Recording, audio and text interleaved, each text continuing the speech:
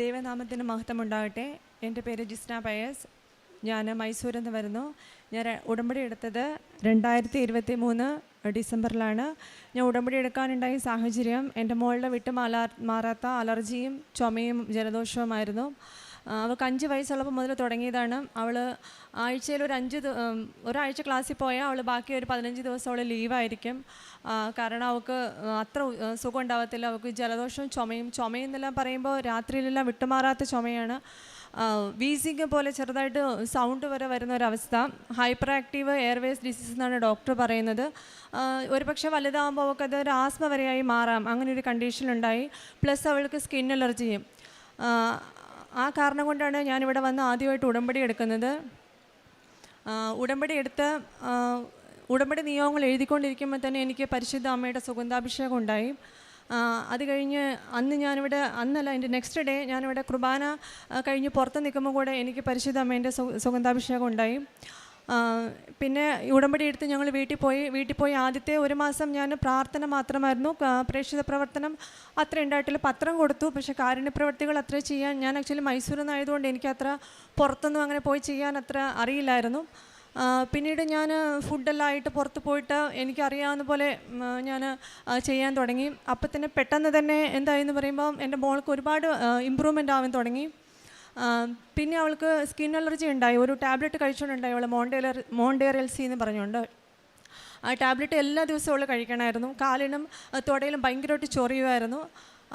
അപ്പോൾ വിശുദ്ധ തൈലം ഉപയോഗിച്ച് ഞാൻ പ്രാർത്ഥിക്കുമായിരുന്നു. പക്ഷേ അത് കറക്റ്റായിട്ട് എനിക്കത് യൂസ് ചെയ്യാൻ പറ്റുന്നുണ്ടായിട്ടില്ല. എന്ന് പറയുമ്പോൾ അത് യൂസ് ചെയ്തിട്ട് എനിക്ക് അതിൻ്റെ ഫലം കിട്ടുന്നില്ല.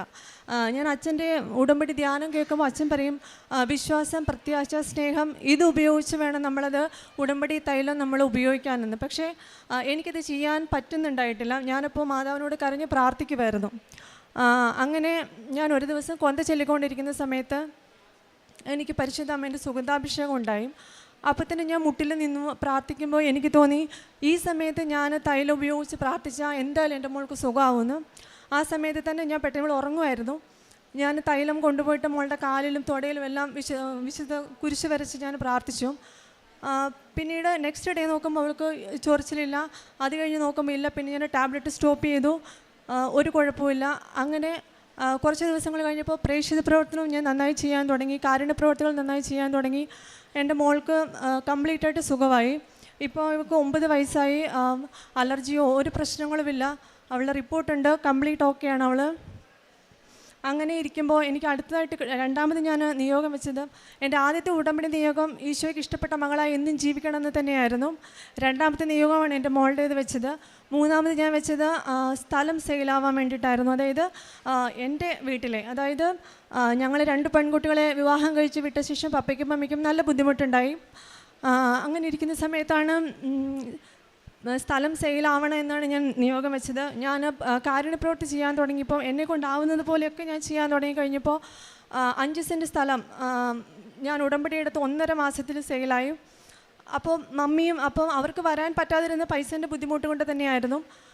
ആ സ്ഥലം ആ പൈസ കിട്ടിക്കഴിഞ്ഞപ്പോൾ പപ്പയും മമ്മി ഇവിടെ വന്നു. മമ്മി ഉടമ്പടി എടുത്ത് ഒരു 10 ദിവസവും, അതായത് ഞാൻ ഉടമ്പടി എടുത്തിട്ട് 2.5 മാസവും മമ്മി ഉടമ്പടി എടുത്തിട്ട് 10 ദിവസം ഉള്ളപ്പോൾ 50 സെൻറ്റ് സ്ഥലം. അതൊരു വലിയ അത്ഭുതമാണ്. 6-7 വർഷമായിട്ട് നടക്കാണ്ടിരുന്നൊരു കാര്യമാണ്. വെറും 10 ദിവസം മമ്മി ഉടമ്പടി എടുത്തിട്ടും ഞാൻ എടുത്തിട്ട് ഒരു 2 മാസം കൊണ്ടും സെയിലായത്. അതിൽ നിന്ന് ഞങ്ങൾക്കും ഒരു നല്ലൊരു ജീവിതമുണ്ടായി. പിന്നെ എൻ്റെ ഹസ്ബൻഡിൻ്റെ ആക്ച്വലി യൂറിക് ആസിഡിൻ്റെ കംപ്ലയിൻ്റ് ഉണ്ടായിരുന്നു. യൂറിക് ആസിഡ് ആക്ച്വലി കൂടുതലായിരുന്നു. ഒരു ഗുളിക കഴിച്ചുകൊണ്ടുണ്ടായി. അപ്പോൾ ഡോക്ടർ പറഞ്ഞത് ലൈഫ് ലോങ് ഇത് കഴിക്കേണ്ടി വരുമെന്നാണ്. ആദ്യം പറഞ്ഞു മാറുമെന്ന് പറഞ്ഞു. പിന്നെ പറഞ്ഞു ഇല്ല, ഇത് ലൈഫ് ലോങ് കഴിക്കേണ്ടി വരുമെന്ന്. ഞങ്ങൾ ഒരുമിച്ച് കാരുണ്യപ്രവൃത്തി ചെയ്യാൻ തുടങ്ങി കഴിഞ്ഞപ്പോൾ ഹസ്ബൻഡിൻ്റെ യൂറിക് ആസിഡ് നോർമലായി. 6.8 ഉണ്ടായിരുന്നു. ഇപ്പോൾ 5.6 ഉള്ളൂ. ഇപ്പോൾ ടാബ്ലറ്റ് ഒന്നുമില്ല. ഇതെല്ലാം മാതാവിൻ്റെ ഒരു വലിയ അനുഗ്രഹമാണ്. പിന്നെ എനിക്ക് ഈശോനെ മാതാവിനെ ഒരുപാട് പ്രാവശ്യം സ്വപ്നം കാണാൻ പറ്റിയിട്ടുണ്ട്. അത് തന്നെയാണ് എനിക്ക് ഏറ്റവും വലിയൊരു അനുഗ്രഹമായിട്ട് ഞാനിപ്പോൾ ഉടമ്പടി പുതുക്കുന്നത് തന്നെ. ഞാൻ മൈസൂരായതുകൊണ്ട് എനിക്ക് ആക്ച്വലി ഞാൻ 2023 ഉടമ്പടി എടുത്തിട്ട് പിന്നെ എനിക്ക് പുതുക്കാൻ പറ്റിയിട്ടില്ല. ഞാൻ ഓൺലൈനിലാണ് ഉടമ്പടി പുതുക്കിക്കൊണ്ടുണ്ടായിരുന്നത്. ഇന്നാണ് ഞാൻ വീണ്ടും ഉടമ്പടി പുതുക്കുന്നത്. അപ്പോൾ ഞാനിപ്പോൾ ഉടമ്പടിയിൽ എനിക്ക് ഏറ്റവും വലിയ ആഗ്രഹം ഈശോനെ മാതാവിനെ സ്വപ്നം കാണണമെന്നൊരു ആഗ്രഹത്തോടുകൂടി ഞാനിപ്പം ശരിക്കും ഉടമ്പടി പുതുക്കുന്നത്. പിന്നെ കാരുണ്യപ്രവൃത്തികൾ ഞാൻ ചെയ്യുന്നത് നമ്മുടെ ഞാൻ പോകുന്ന ആ സ്ഥലങ്ങളിലൊക്കെ ആഴ്ചയിൽ 2 പ്രാവശ്യം ഞാൻ ഫുഡ് ആക്കിയിട്ട് കൊടുക്കും.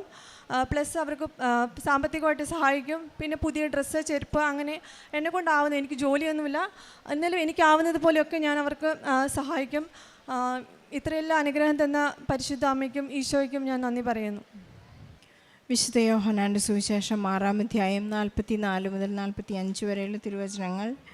എന്നെ അയച്ച പിതാവ് ആകർഷിച്ചാലല്ലാതെ ഒരുവനും എൻ്റെ അടുക്കിലേക്ക് വരാൻ സാധിക്കുകയില്ല. അന്ത്യദിനത്തിൽ അവനെ ഞാൻ ഉയർപ്പിക്കും. അവരെല്ലാവരും ദൈവത്താൽ പഠിപ്പിക്കപ്പെട്ടവരാകുമെന്ന് പ്രവചന ഗ്രന്ഥങ്ങളിൽ എഴുതപ്പെട്ടിരിക്കുന്നു.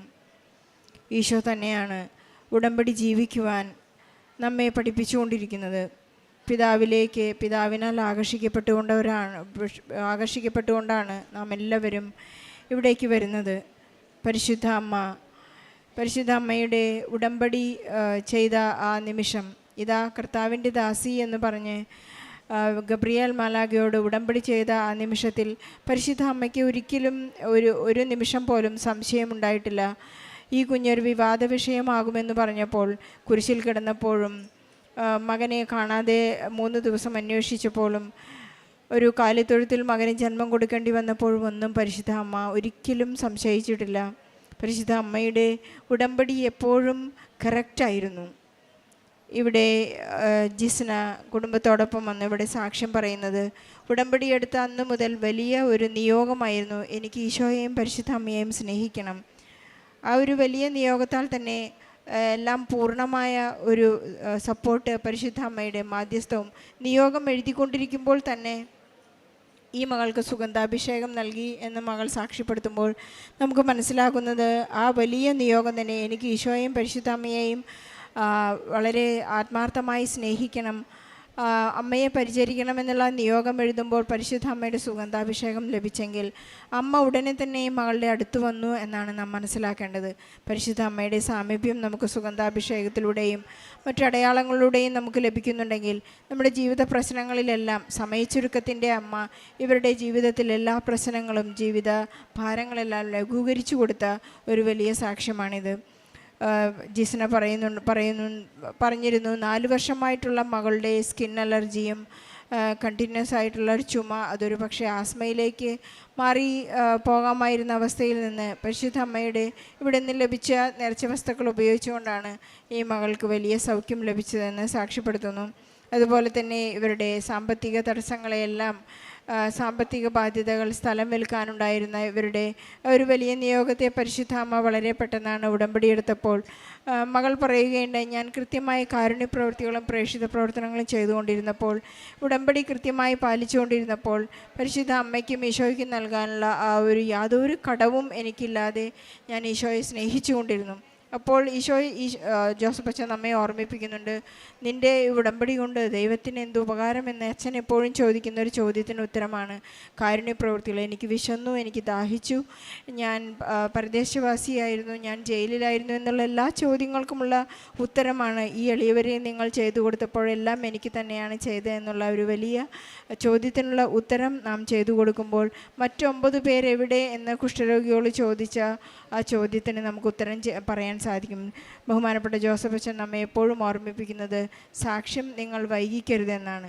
ജിസ്ന വളരെ ആത്മാർത്ഥതയോടുകൂടി അൽത്താരയിൽ കുടുംബത്തോടൊപ്പം സാക്ഷ്യം പറയുന്നത്, തൻ്റെ ഹസ്ബൻഡിന് യൂറിക് ആസിഡ് ഉണ്ടായി, ആ വലിയ ഒരു സൗഖ്യം ഹസ്ബൻഡിനും നൽകി എന്നുകൂടി സാക്ഷ്യപ്പെടുത്തുന്നു. നമുക്ക് ഉടമ്പടി എടുക്കുമ്പോൾ പിന്നെ ഒട്ടും തന്നെ ആകുലപ്പെടേണ്ട ആവശ്യമില്ല എന്നാണ് ഉടമ്പടി പരിശുദ്ധ അമ്മ ഉടൻ പരിഹാരം നൽകി നമ്മെ ഓർമ്മിപ്പിക്കുന്നത്. നമ്മുടെ എല്ലാ ജീവിത പ്രശ്നങ്ങളെയും പരിശുദ്ധ അമ്മ ഏറ്റെടുക്കുമ്പോൾ ഒരു ഗ്രീൻ സിഗ്നൽ നമുക്ക് നൽകുന്നത് സുഗന്ധാഭിഷേകത്തിലൂടെയും സാമീപ്യത്തിലൂടെയുമാണ്. നമുക്കെപ്പോഴും പരിശുദ്ധ അമ്മയെ കൂട്ടിച്ചേർത്ത് നിൽക്കാം, ഈശോയോടൊപ്പം സഞ്ചരിക്കാം. അവിടുന്ന് നൽകുന്ന വചനങ്ങളിൽ നമുക്ക് എപ്പോഴും വിശ്വസിക്കുകയും അവിടുന്ന് നമ്മോട് സംസാരിക്കുമ്പോൾ നമ്മുടെ ഹൃദയം തുടിക്കുന്നുണ്ടെങ്കിൽ, ഹൃദയം ജ്വലിക്കുന്നുണ്ടെങ്കിൽ ഈശോ തന്നെ വിശുദ്ധ കുർബാനയായി നമ്മുടെ ഹൃദയത്തിലേക്ക് എഴുന്നള്ളി വരുമ്പോൾ നമുക്ക് ഒട്ടും തന്നെ സംശയിക്കേണ്ട ആവശ്യമില്ല. ഈശോ നമ്മോടൊപ്പം വസിക്കുന്നു. ഇമ്മാനുവേൽ എന്ന ഒരു വലിയ വാഗ്ദാനം നമ്മളിലൂടെ നിറവേറുകയും ചെയ്യുന്നുണ്ട്. നമ്മുടെ പ്രാർത്ഥനകൾ വചനം മാംസമാകാനായി നമുക്ക് കാത്തിരിക്കാം. നമുക്ക് ഉടമ്പടിയിൽ എപ്പോഴും നിബന്ധനകളിൽ വിശ്വസ്തരായിരിക്കുകയും ചെയ്യാം. ജിസ്നയ്ക്കും കുടുംബത്തിനും ലഭിച്ച എല്ലാ അനുഗ്രഹങ്ങൾക്കും ഒരു നല്ല കയ്യടിയോടെ സാക്ഷ്യം നമുക്ക് സമർപ്പിക്കാം. അത്യപൂർവ ദൈവാനുഭവങ്ങൾ ഇനി നിങ്ങൾക്കും സ്വന്തം. ചാനൽ ഇതുവരെ സബ്സ്ക്രൈബ് ചെയ്തിട്ടില്ലെങ്കിൽ ഇപ്പോൾ തന്നെ സബ്സ്ക്രൈബ് ചെയ്യുക. ഈ വീഡിയോ ഇപ്പോൾ തന്നെ നിങ്ങളുടെ സുഹൃത്തുക്കൾക്ക് ഷെയർ ചെയ്തുകൊണ്ട് കർത്താവിൻ്റെ പ്രേക്ഷിതരാകുക.